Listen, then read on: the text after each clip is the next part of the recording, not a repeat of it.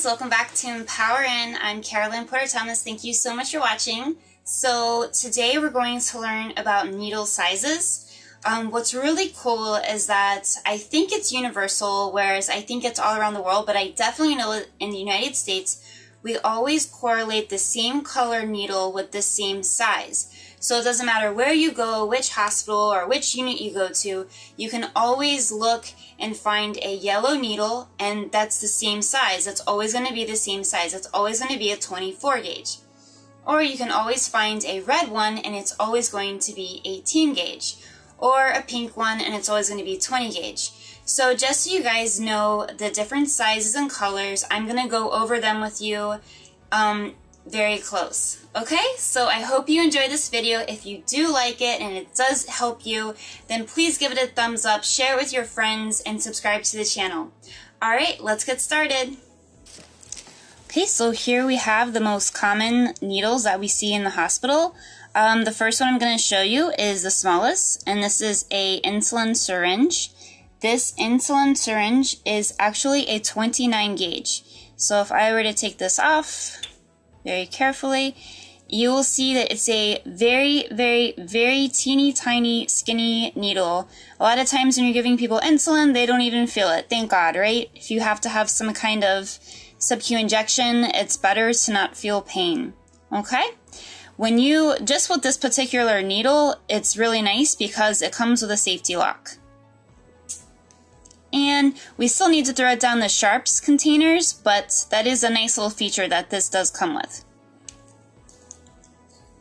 Whenever you see a yellow color, the yellow is going to be 24 gauge. 24 gauge is also known as a pediatric needle, and this is a very, very tiny needle.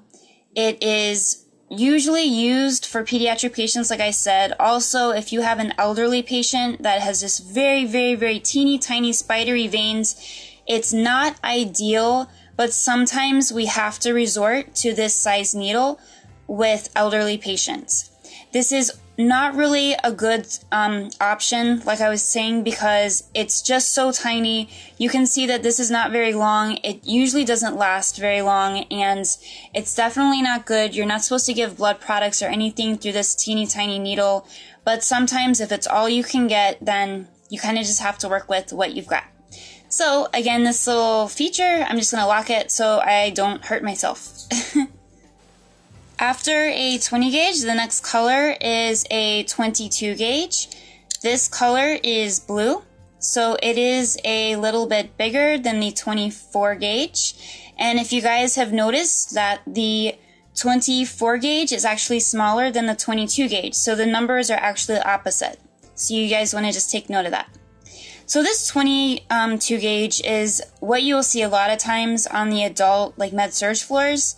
A lot of people like this needle because it's a little bit smaller than the other needles, and it's a little bit easier to get the vein with this one. I personally like this one, my favorite. This is a 20 gauge needle. I like this one because although it is a little bit harder and it's a little bit harder to learn how to use, once you learn how to use this 20 gauge needle, you're going to have a very, very, very solid IV site as long as you get a good vein. So what you want to do is you want to, once you've developed a really good skill in starting IVs, with this, you can actually get a much stronger vein. A lot of people don't realize when they first start, they want to use that 22 gauge or that blue needle because they think it's easier. But actually, sometimes the 22 gauge, it's not strong enough to penetrate through a really strong blood vessel. So that's why I personally like this one right here, because usually once you get an IV that's really good with this size, this will stay in for the full 4 days that you're allowed to stay in, and the patient won't have to get poked twice. So I personally like this one as my favorite, and you can give blood products through this and of course any IV fluids. Next you have this 18 gauge needle. This one is green, it's very large. I personally don't really use this one too much. A lot of times they use it in the ER where they have to do a lot of fluid boluses. All a bolus means is a rapid infusion, and also a lot of the paramedics use this size as well. So, but this is, if you can get an IV with this, you have a very, very solid IV. A lot of times this is used for the antecubital area, which is this area right in your elbow area.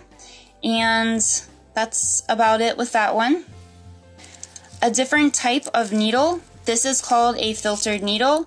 And a filtered needle we use a lot of times to draw up medications that are in a glass vial. If you break open a vial, you have to make sure that you do not draw up any glass fragments and give that to your patient. So you have to use a filtered needle. So this one has a small filter on the inside and it will get out any glass fragments. Unfortunately, this doesn't have a nice handy lock, so you have to be very careful with recapping. I usually do it like that just to make sure. When you're in a hurry, it's really easy to hurt yourself with these, so you have to be very careful. Now this next size right here, this is what we call a blunt needle. If you open this here, if you can see this, you will notice that this is a very, very large hole. We call it a large bore hole. And this is not meant to do anything except extract and mix medications with. So you never want to poke your patient with this. It's just very blunt. See, I can do this and it's not hurting me at all. So we pretty much just use this in the hospital to extract medications.